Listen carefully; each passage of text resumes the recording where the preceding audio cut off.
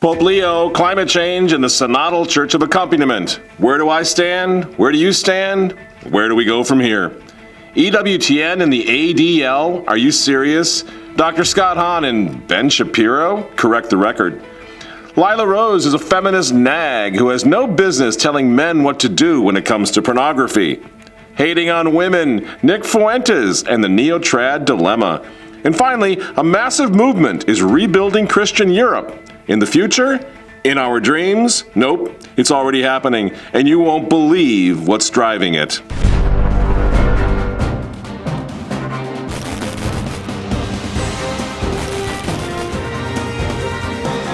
Hello again, ladies and gentlemen. I am Michael Matt. This is the Remnant Underground. Before we get started tonight, please like and share this video and hit that subscribe button. It would really help us out. YouTube always hiding our stuff, as you know. And I really do need some help beating back the YouTube algorithm. So like and subscribe. Also, speaking of which, Christmas is coming. Christmas is coming, and if you hit the link below, you could give this as a gift. You can give the newspaper, the Remnant newspaper subscription as a gift to a friend or family member. That would really help us out. And as you know, this is the oldest traditional Catholic newspaper in the world, and it's really loaded with good stuff. I'm really proud of this product. We understand newsprint. You're keeping a newsprint vehicle alive. That seems crazy. It's a money hole. It's a labor of love, but we put a tremendous amount of heart and love and time into it. And we've got everything. We've got news of the day. We've got lives of the saints. We've got historical sketches. We have heroes of history. Some really great priest columns now. The Ask Father column about all sorts of different moral issues that are out there and developing right now. Very popular column. The Last Word, which is the oldest column, I think, the longest consecutive running column in Remnant's history, on the back page of the paper, the Last Word column by another priest, Father Chalatus. And then just columnists literally from all over the world, representing clans all over the world. And the beauty of it is, when you read the newsprint, there's no big brother looking over your shoulder. There's nothing to charge. It's really kind of relaxing in a way. You should give it a try.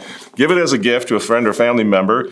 It is, to use the cliche, it's the gift that keeps on giving, in this case, every 2 weeks and all year long. So please consider giving the Remnant as a gift this Christmas. Now to the show tonight, our topic. I'm going to get into my editorial strategy vis-a-vis Pope Leo. I'm going to do this in a moment. It seems like there's a lot of confusion about that. There's a lot of misunderstanding. The reality is absolutely nothing has changed in my strategy vis-a-vis the Vatican and the Pope. And I'm happy to kind of go over that one more time. But first, I don't know, something we might call this the just you can't make it up file. So sad, so depressing. The Pope Leo, is upping his global crisis game and calling on the importance of the Paris Climate Agreement, if you can believe that. As stewards of God's creation, we are called to act swiftly with faith and prophecy to protect the gift he entrusted to us.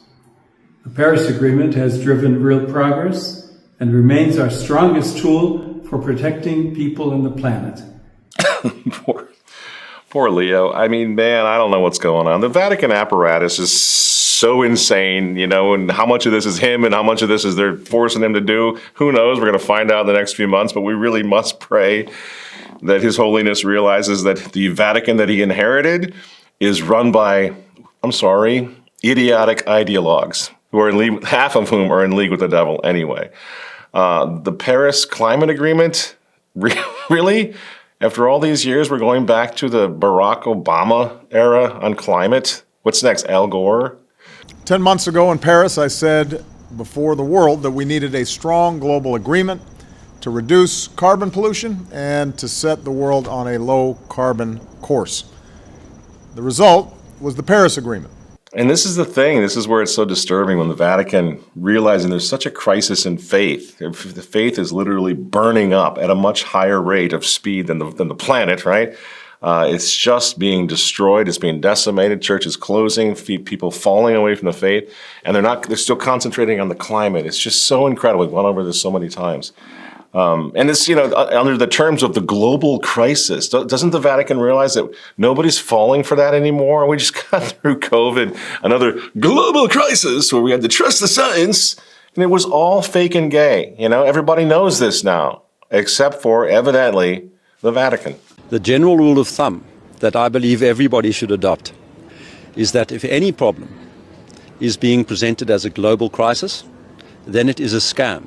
The pattern that we are confronted with is really the fabrication of global crises. The presentation either of non-existent problems or small local problems as being general global crises, followed by the assertion that the only solutions that are permissible are global ones that require a global authority, global control.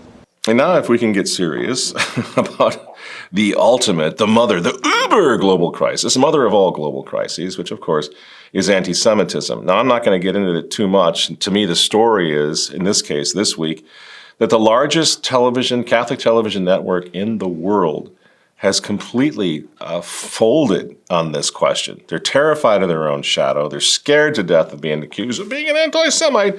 And so they've just, in my opinion, completely humiliated themselves this week. Welcome to EWTN News in Depth. I'm Catherine Hadro.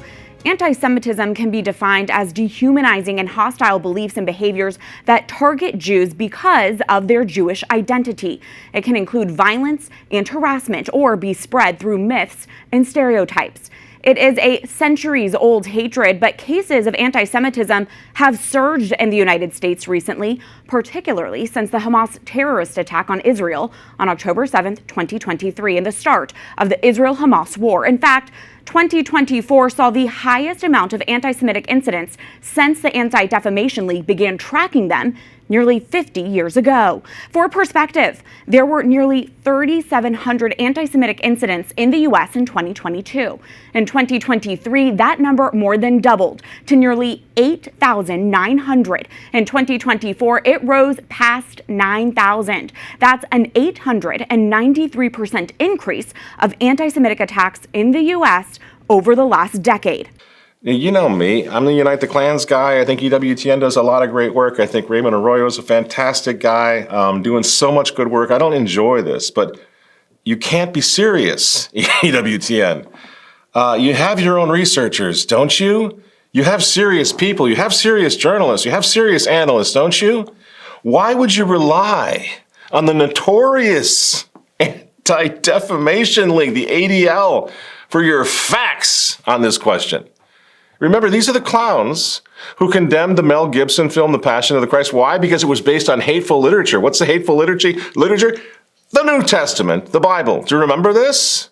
So now that we've seen it, the bad news is the film continues to be shown in its unambiguous manner, blaming the Jews. Blaming the Jews being bloodthirsty, angry, vengeful, and the Romans being understanding. I mean, it doesn't matter, EWTN. You can't appease these people. They're not serious. They know that that we're not anti-Semites. That's not the point. This is just the means by which they fight against a foe, right? Especially conservatives. These are the same guys, the ADL, who are behind what? The Tucker Carlson firing from Fox News. With me for an exclusive interview is Jonathan Greenblatt. He's the CEO and National Director of the Anti-Defamation League. You penned a letter to Fox News Media CEO Suzanne Scott on Friday saying Carlson's been race baiting for years and it's time for him to go. Tucker Carlson has a history of sanitizing stereotypes and of spreading this kind of poison. And finally, Elon Musk is no conservative, but even Elon Musk had to call out the Anti-Defamation League as a hate group. Now, conservatives have railed against the ADL for years, accusing it of having a left-wing bias. After Charlie Kirk was murdered, many on the right criticized it for listing Turning Point USA, which was founded by Kirk, under its Center on Extremism. Elon Musk has been especially critical, posting a few days ago on X, quote, "The ADL hates Christians, therefore it is a hate group." All of which begs the question, I'm embarrassed. This is so cringy. Do you think that EWTN doesn't know what they just did? I mean, relying on the research of an anti-Christian hate group, why would they do this?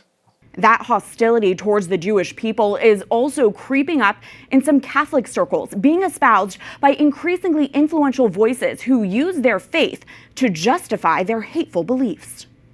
They're even lying about the history of the Star of David. It's a hexagram. It's a cult.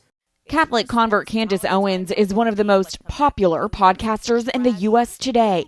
Her show sits towards the top of the podcast charts. With such a large audience, it's all the more alarming then that Owens has been peddling an increasing number of shocking anti-Semitic conspiracy theories. What you want them to comply with in this case is Germany, Nazi, Hitler, the greatest evil that's ever happened on earth, even though factually and statistically it is not. It's like a transnational gang. And what they have in common, what binds them together, is their Jewish identity. Nick Fuentes may be the most infamous self-declared anti-Semite online personality today. He also positions himself as a voice for traditional Catholics. Oh, come on. Now that's truly low. The uber troll Nick Fuentes is a traditional Catholic? Are you teasing me? Women are retarded. They don't know anything. I'm just so sick of that face they make. And it's like, don't make that face at me. I'll punch you in the face. I'll wipe that stupid face right off your face. You know what I mean? It's like, one, don't you look at me like that. Sorry, folks, we had to bleep most of it because the traditional Catholic, according to EWTN, has a rather colorful vocabulary, doesn't he? A real Archbishop Lefebvre right there, isn't he? How dare they? Really, how dare they? He's a traditional Catholic? Really? EWTN, are you that desperate?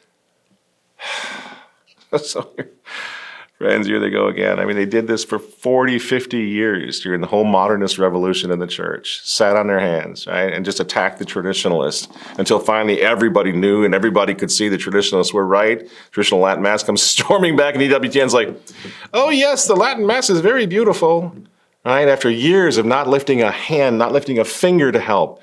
And now here they go again, the neo-Catholics, right, playing the part of useful idiots for the revolution, by conceding. I guess the problem here is they believe that criticizing Israel is anti-Semitic, because that's what this is all about, of course.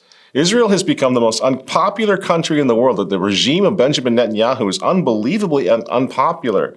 On the left, on the right, traditionalists, conservatives, liberals, everybody's sick to death of it. So what do? They just shift the goalpost. Well, if you criticize Bibi, if you criticize Israel, you're just like Hitler. You're an anti-Semite. And EWTN falls for it? EWTN says that the ADL knows best? It's almost laughable. Nobody's falling for this. You know, our friend Scott Hahn the other day came out, thankfully, thank you, Dr. Hahn, came out and very forcefully said, no, that's not true. Got to be very careful about labeling people anti-Semites, because on the other side of the spectrum, we have to recognize that to be a Catholic Christian, to be a New Testament Christian, does not in any way cause you to embrace Zionism. So you got EWTN versus everybody, versus the conservatives, versus, Scott Hahn, even versus Ben Shapiro. As viewers of this show know, I'm not a big fan, but even Ben Shapiro came out a few years ago and admitted that the Anti-Defamation League is absolutely full of it. Let's be clear about the Anti-Defamation League. It is a progressive interest group that proclaims that it is speaking in the name of Jewish causes. That is untrue. It is just a progressive interest group. That's all.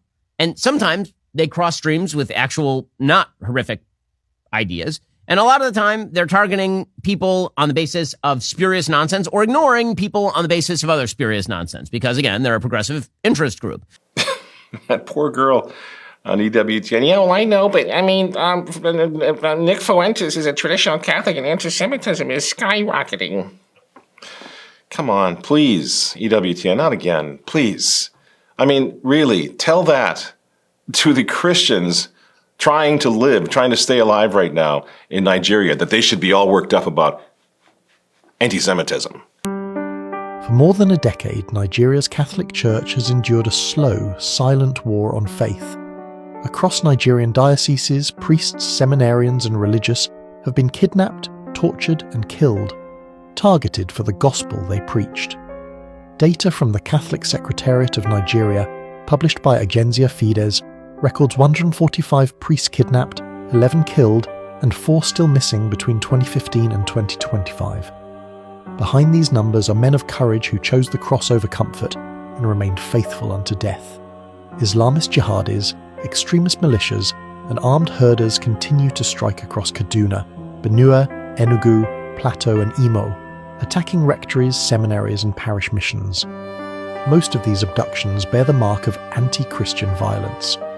Among the victims is Father Sylvester Okechukwu of Kafanchan Diocese, murdered after his abduction on Ash Wednesday 2025, and Fathers Joseph Gore and Felix Tiolaha slain during Mass in 2018. Church leaders like Bishop Wilfred Chikpa Anagbe of the Catholic Diocese of Makurdi warn that this pattern of targeted terror is not random but deliberate, an assault on the heart of faith itself.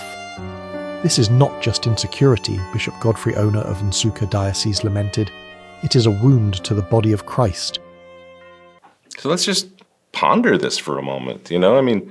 All over the world right now, friends, demonstrably true, statistically provable, all over the world, the number one group that's being persecuted, not the Jews, sorry, Abe Foxman, if you're still alive, sorry, Klaus Schwab, the number one group being persecuted are the Christians, mostly the Catholics. People are dying specifically because they're Christian, and yet the largest Catholic television network in the world trots out the insufferable George Weigel. I keep forgetting he's not dead. George Weigel to shill for what? For the ADL.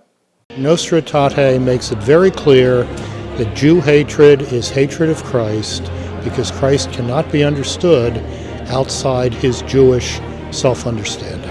Renowned Catholic scholar George Weigel reflects on a pivotal church document that forever clarified the shared inheritance between Judaism and Catholicism. Amid rising acts of hostility against Jews, the church remains unequivocal. Hatred towards the Jewish people is a grave sin. No, so sorry. We did a show on that. Please click the link below. We went all into that, into Nostra Aetate, into this false charge of anti-Semitism, as I explained in that program. You want to click on it and watch it. They say that we're pro-Hitler because they can't think of any more bad guys. They haven't read a lot of books, I guess, but they saw the Indiana Jones series, and so that's all they got. You're like Hitler, man. As I explained in this video from a few months ago, my father fought 3.5 years in World War II against the people, the Germans, against the Nazis, the people responsible for the Holocaust, right? None of it's real, all of it's fake and gay. So I'm not going to do that again. I'm not going to subject you to another defense against the false charge of anti-Semitism because it's just gotten so stale. It's so stupid, right? And there's a real war to fight. There's real hate out there. So the rest of us, EWTN, are fighting the actual hate global crisis, okay?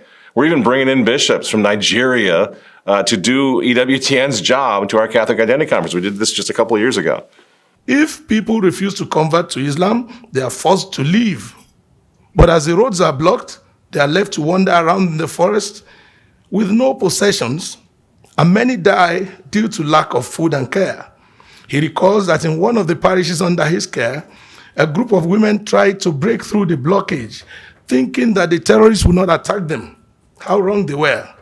Many of them were held and raped, and some were held for a long time to be used as sex slaves just because they are Christians, and only returned after several weeks pregnant. This is not strange to Nigeria. On another occasion, at least 15 Catholics attending Sunday Mass were massacred by terrorists.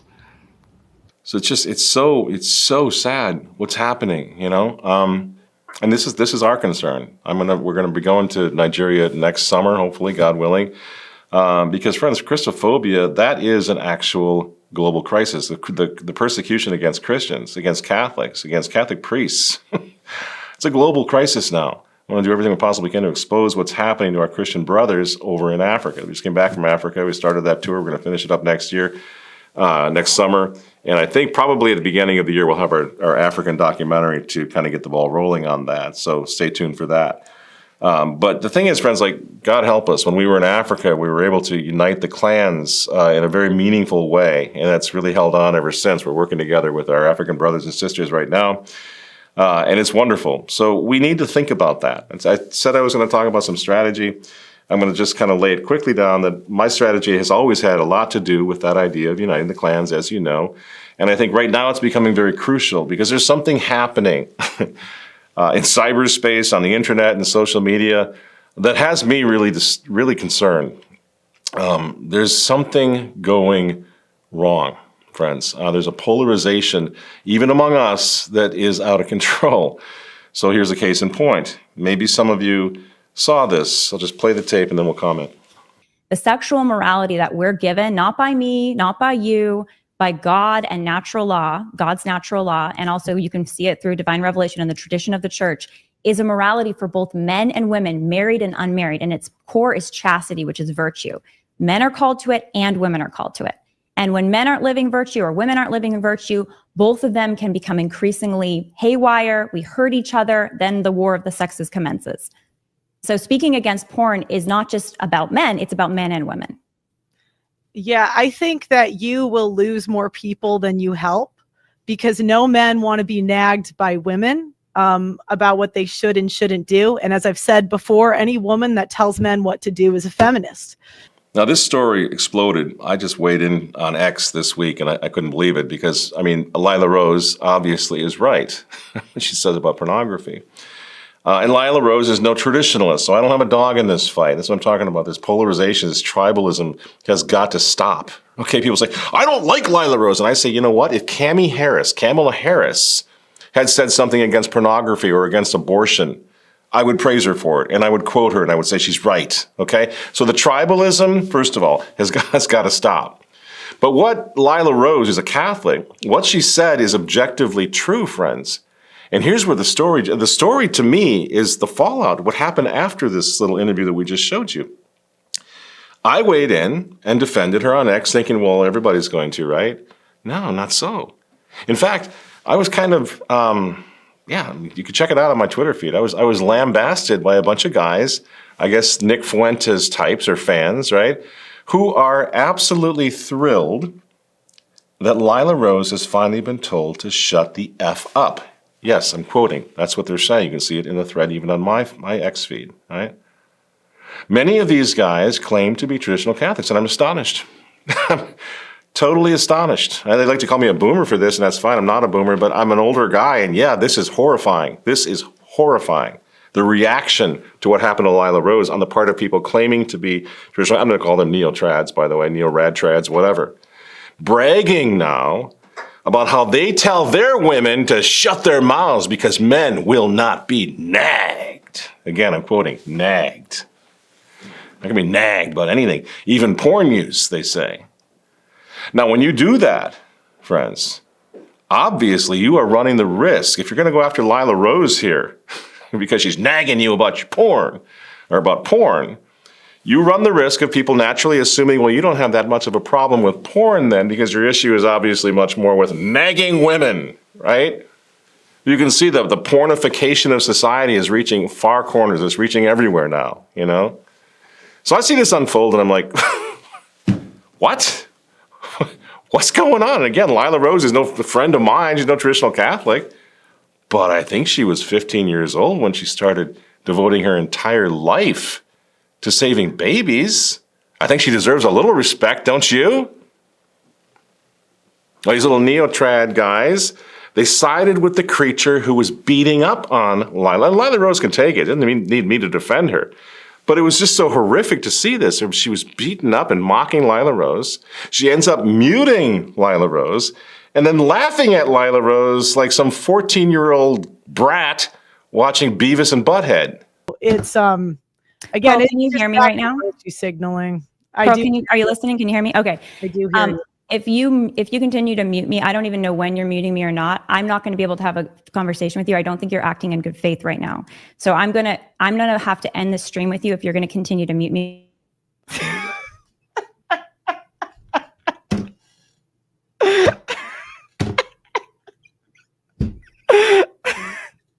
So I thought, what am I missing here? You know? So I went over to this Laughing Trolls website, and I found, stuff that would just have made all of us blush, even back in the 80s.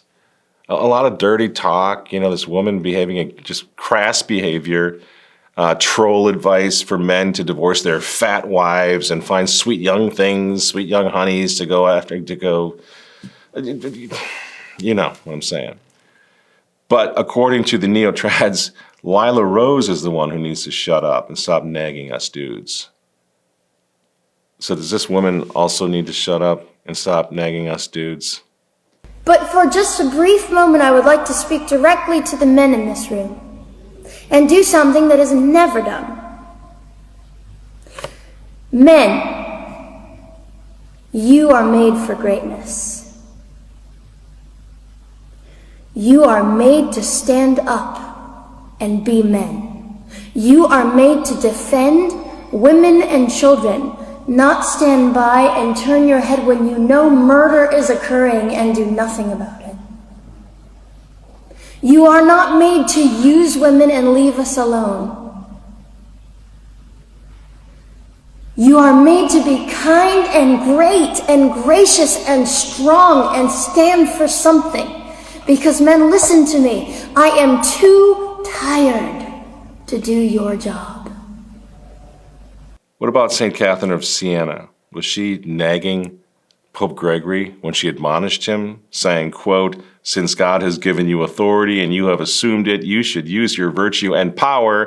And if you are not willing to use it, it would be better for you to resign." Was she nagging the Pope? What are there, Walter? There are 4 women doctors of the church. There's one judge, is an Israelite judge, Judith, I believe.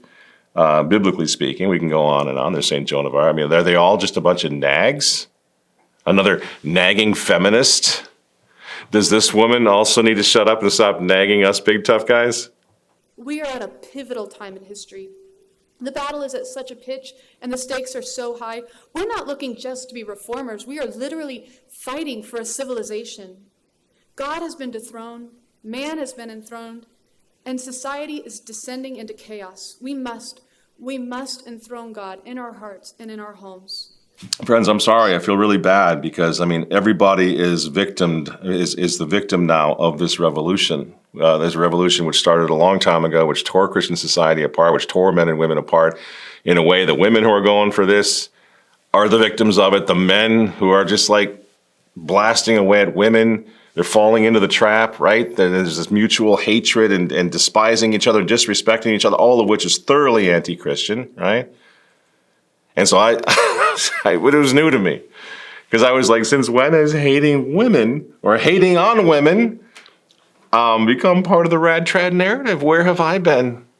I had no idea. I honestly didn't. And I thought, well, maybe it's something else, you know? Is it because Lila Rose is a beautiful woman and she's really successful? Is that the problem? Some people can't handle that? Because we live in a society that celebrates mediocrity and that tears down exceptionalism, flattens everything, disparages a man's love for his wife as just another proof for faggotry. I actually saw that in the thread. This guy loves his wife too much. We know who's wearing the pants in his family. He's a faggot. I was like, yikes. You know? Yeah, I'm sorry. No, I'm not sorry. I love my wife. I also know my Catholic history. Send us virtuous women was what the founders of New Orleans kept writing back to Mother France. The men keep deserting their posts to dally with the natives. So the King of France sent the Ursuline nuns, who may not have been exactly what the men had in mind. But these nuns, seen arriving in New Orleans in 1727, paved the way for the marriageable women, the casket girls and their descendants, who would turn New Orleans from a temporary outpost to a permanent settlement. The Ursuline nuns were the principal players in the history of the city from its beginning. They dealt with the daily fears and dreams of the societies at hand, whether they were prosperous or downtrodden, old or new. Here the childless brought all their nurturing instincts. Here, 50 years before there was in America, the civilization of New Orleans began. Here the frontier begins to end under the pacifying female hand and heart. Now, if you do a little research on this, you'll find that that was the case all around. Up in Quebec, it was the case in in countless cities where the nuns, the sisters, went in first. Strong Catholic women went in among the first and civilized the societies, right? And they're at war with that. They hate the nuns, of course, you know. And so I'm looking at this whole thing, and I'm remembering these stories, and I'm thinking, I can't even believe this. This must just be so sad, so lonely to feel this way about women, right? So I tweeted out what my mother's generation and her mother's generation would have considered obvious. I tweeted out, yes, Lila Rose is right. A society will only be as degenerate as its women allow it to be.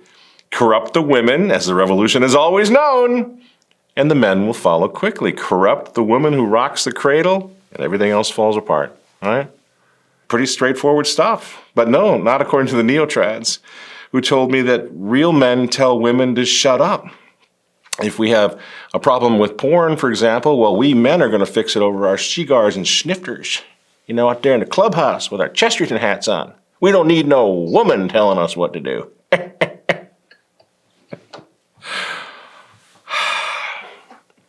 Well, giddy up, guys. Guess what? You're fighting the revolution's war for them now. You become them.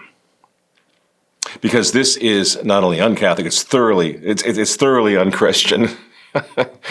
In his book, Life is Worth Living, for example, from the old school, Bishop Fulton Sheen, he writes the following, quote, "When a man loves a woman, he has to become worthy of her. The higher her virtue, the more noble her character, the more devoted she is to truth, justice, goodness, the more a man has to aspire to be worthy of her. The history of civilization could actually be written," says Fulton Sheen, "in terms of the level of its women," which is exactly what I said, only much more eloquently than I put it in my tweet to Lila Rose. And if the enemies of the cross now, and the enemies of the Christian family have so brainwashed us that we reject that truth, the truth of what Bishop Fulton Sheen says, that God created men and women, and the complementarity of the sexes, if we reject all that, we reject the natural order as God created it of men and women, and the revolution has won. And I, for one, refuse to accept that. Because strong Catholic women are not feminazis, and I know many of them. I've never met one of these horrific, weird women like the one that was tearing into Lila. I've never actually met one of those. The women that I know are holding to the traditional ideals of a civilized society. And what makes a woman and a man, a Christian woman, a Christian man, right? Christian women act in the spirit of Our Lady, who said, "Do whatever he tells you to do." You get it? Do whatever he tells you to do. She's telling us what to do. Follow God. This is how you save your soul. The civilizing influence of the Christian woman can help us find the purpose in life, help us realize the reason that we were created by God, which is to save our souls. That's the way God created it. And you want to tell her to shut the F up? What? The Catholic knight, these guys like to run around with their swords. Well, the Catholic knight cherishes God's gift of the feminine wisdom in his bride. He counts on it. He does not tell her to shut up. So the reason I'm bringing this up is not to beat up on these neo-trads. I think they're victims as well of a very successful revolution, but not a revolution that's over yet, if we can get this together and get this right. Because we have to ask ourselves, what's happening to us? What are we becoming?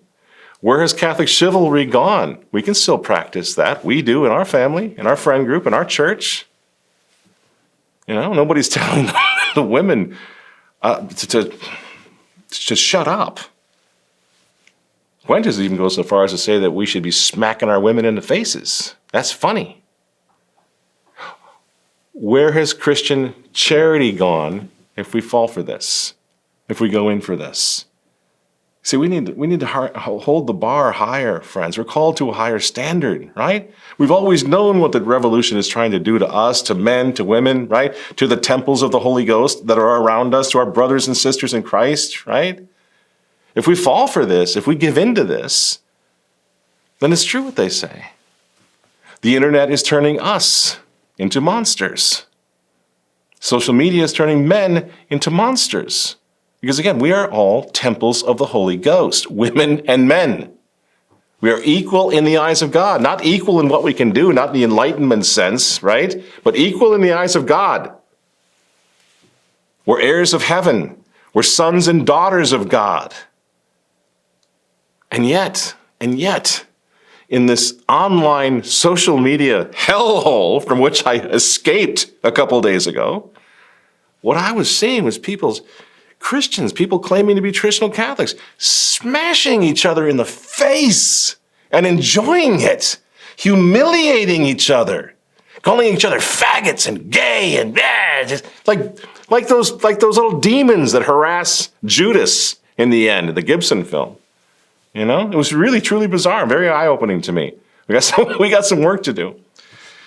I've been feeling it a little bit, not quite that bad, but I mean, as I said at the beginning of the show, I'll talk a little bit about strategy because I'm taking a lot of heat right now, I guess. I'm not sure why. We're still trying to figure that out. But there's this guy, people say, you're going to answer Chris Jackson. Okay, I'm supposed to answer Chris Jackson. Chris Jackson's been evidently attacking me. I have not read his articles yet, but people are telling me what he's saying, and he's attacking me for trying to keep hope alive. That's what I'm trying to do, and for suggesting a strategy that evidently Chris Jackson doesn't like. Okay, well, I've known Chris Jackson for 20 years. I collaborated with him. I gave him a platform. He's my friend, you know? And his name, by the way, is certainly not Chris Jackson, FYI.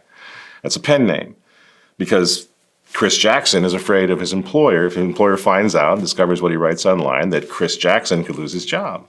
I'm using this as an example of how I think it's important to try to behave with friends and adversaries, right? Because I'm not going to out Chris Jackson. I'm not going to tell you his real name right now. Wouldn't that be juicy if I did? Well, I'm not going to do it because I don't want the guy to lose his job. He's the father of a bunch of kids. He doesn't like my editorial policies, so what? Who cares? We're just going to move on, right? And besides that, Chris Jackson is actually paying me a fairly nice little compliment by trusting that even though he's attacking me, I'm not going to dox him. And you know what? He's right. I'm not going to. You know, because I've been at this for 30 years. I got nothing to prove. My friends, my family, you guys, viewers, you know what I am. You know who I am. You know, I haven't changed anything. I'm exactly the same now as I've always been, editorially speaking. Not changed a thing. My strategy, as I said, we're going to talk about the Vatican a little bit, Pope Leo.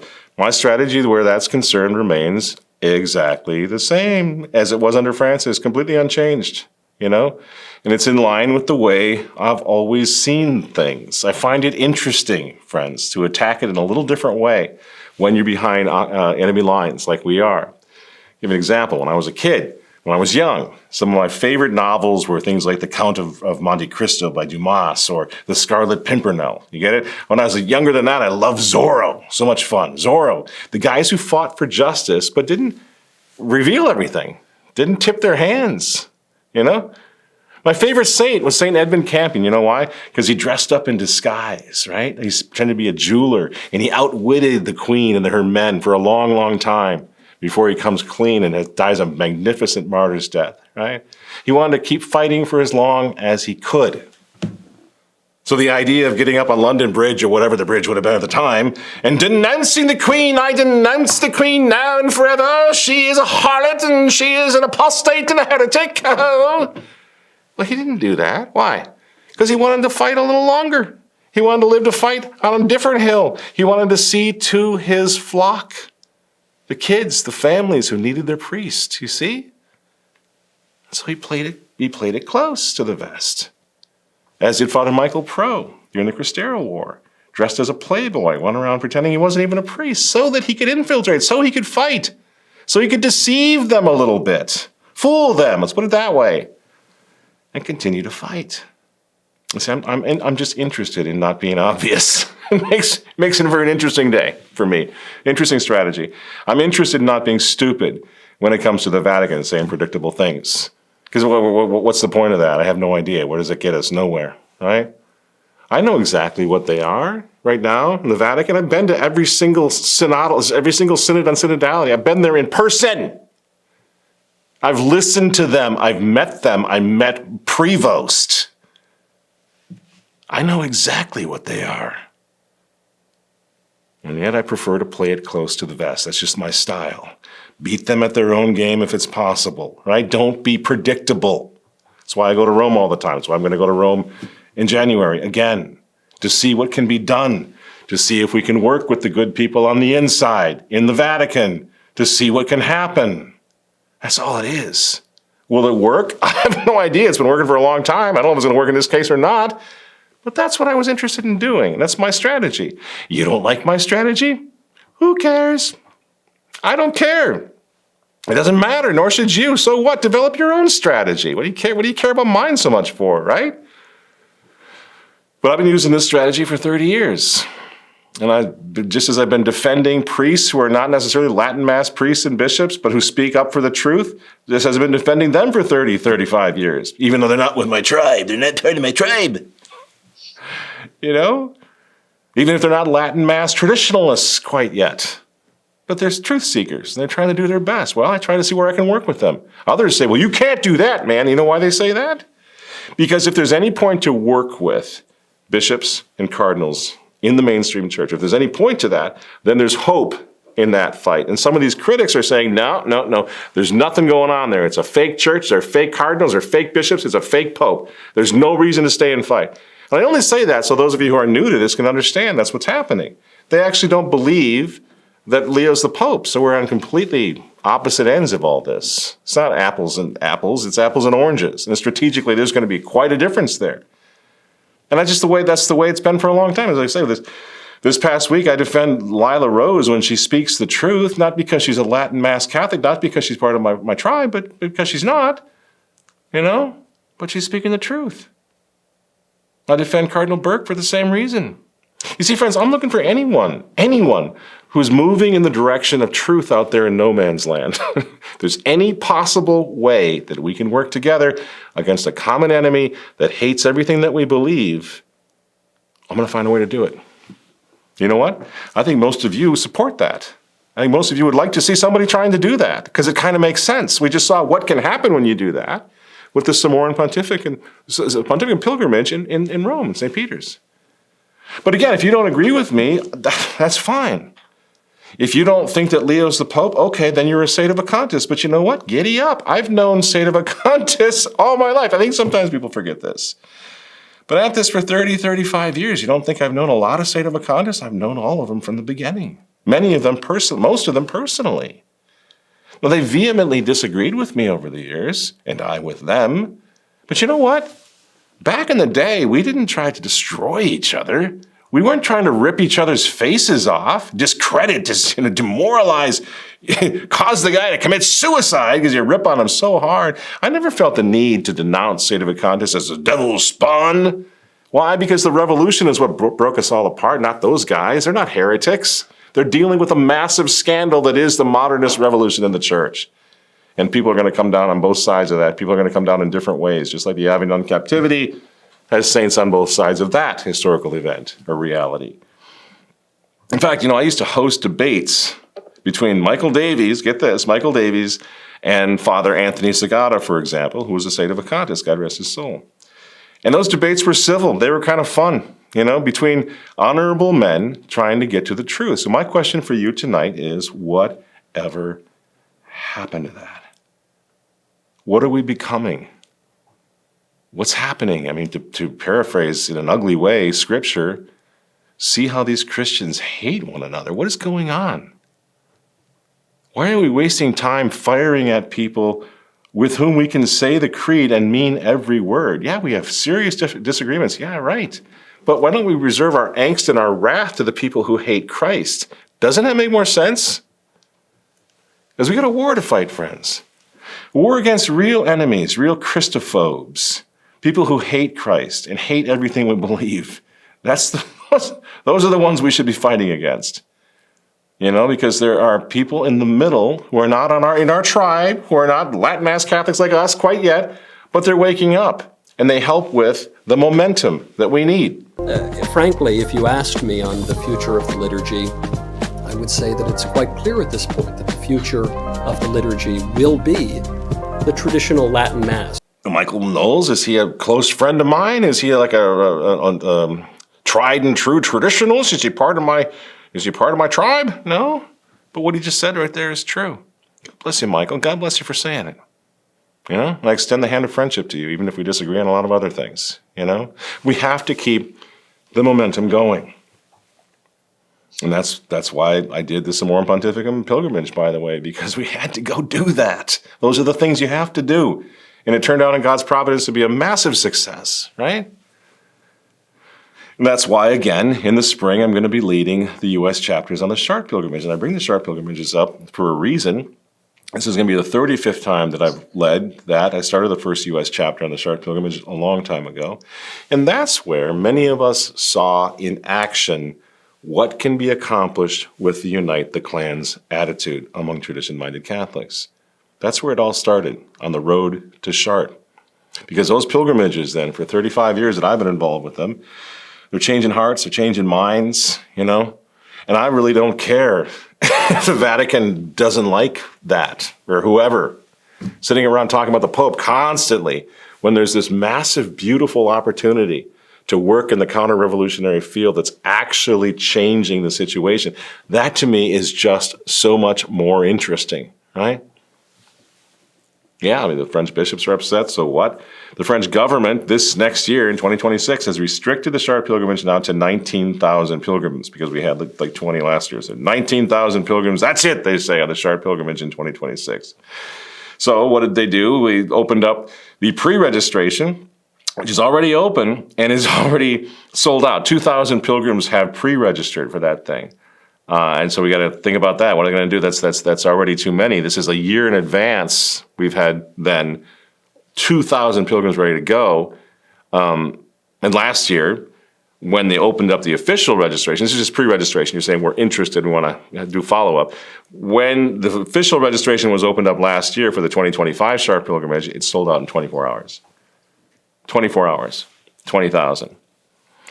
So this year, what's Notre Dame Chrétienne, our French allies, what are they doing? They're mapping out additional routes to run even more pilgrims from Paris to Chartres. Why? Because there's a whole game plan, friends. There's a whole strategy in mind, and this has always been in the back of my mind. This is the kind of thing I want to work on, right? Let me tell you, this is kind of news. I don't think people, at least stateside, have heard all of this. So what we're working on here with the French, there's a strategy going on to rebuild Christendom. You want some hope? I'm going to close out my show tonight with this. This is such an incredible success story. Rebuild Christendom in France, the eldest daughter of the church. And remember, they're under Manny Macron. Right now is trying to take out Candace Owens. I mean, this guy's crazy. So they're not over there, in an easy situation. Very difficult situation politically, very difficult situation with the French bishops, right? But in France, they are rebuilding the church anyway.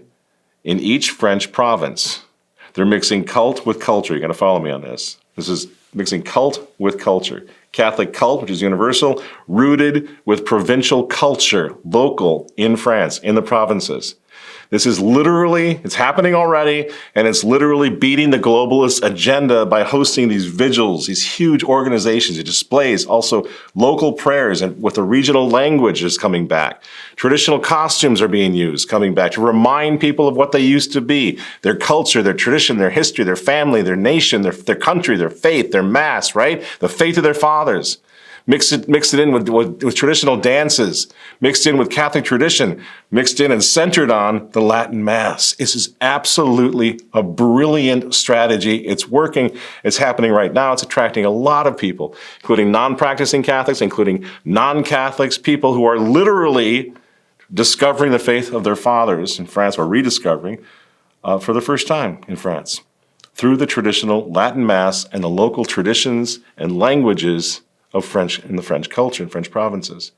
And then, of course, you have priests, obviously young priests, because these are oftentimes in the course of pilgrimages, like the main pilgrimage in Chartres. Priests are proposing confession and confession training, baptism and baptism preparation, confirmation and confirmation training, right? And it's all happening, friends, not in the future. It's already happening. It's already happening right now. It's been happening for 35 years on the Chartres pilgrimage, but now it's branching out all throughout France. It's the fastest growing movement, Catholic movement in France. And the goal of this movement is to rebuild Christian society, again, in every single province. If you don't believe me, because it sounds too good to be true, here's what it looks like. This is the new pilgrimage that just started. It happened a couple weeks ago in Normandy. Take a look.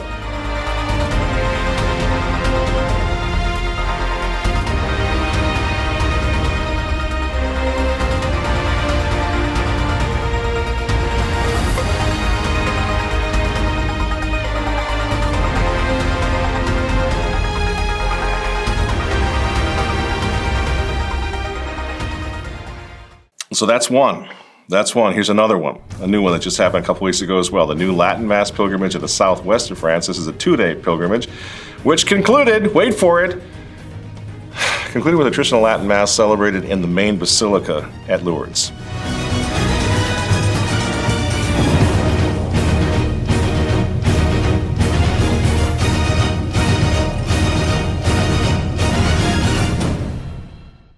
Now, before I let you go, let me just finish this out. We're going to be covering a lot more on this. Next year, that means there will be 3 additional Latin Mass pilgrimages, one in Lille, one in Alsace, and one in Vendée. You all know what Vendée is, one in Vendée.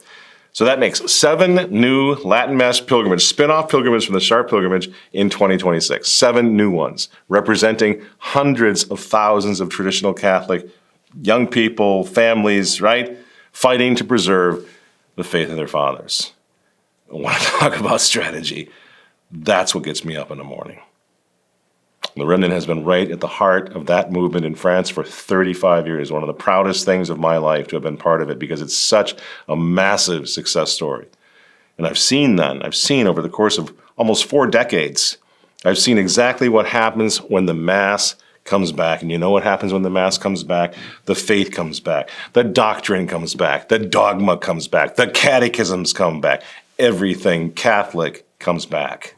So when we say it's the Mass that matters, that's an historical statement, first of all. This was the battle cry of the Catholics of the Western Rising in England under Edward IV, right after Henry. The war against the Mass was still in full force in England.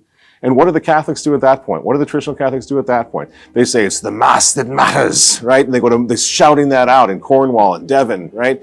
And they specifically said, we will have the Latin Mass. We will have the Mass in Latin. And they died with those words on their lips. Why? Because they knew they're not academics. They're not intellectuals necessarily. They're the simple people. And they knew that if you teach your children the faith, the Latin Mass, you teach them how to behave at the Latin Mass, when to genuflect, why you genuflect, why the priest does this, why he does this, why we're on our knees, why is the priest facing away from us, why the Latin, right? If you teach a child this, he will have the faith ingrained in him so deeply he will die for it. This is the thing when people say it's just the Mass. It's just the Mass. The Mass is the greatest catechism in the history of Christendom. The Mass built Western civilization.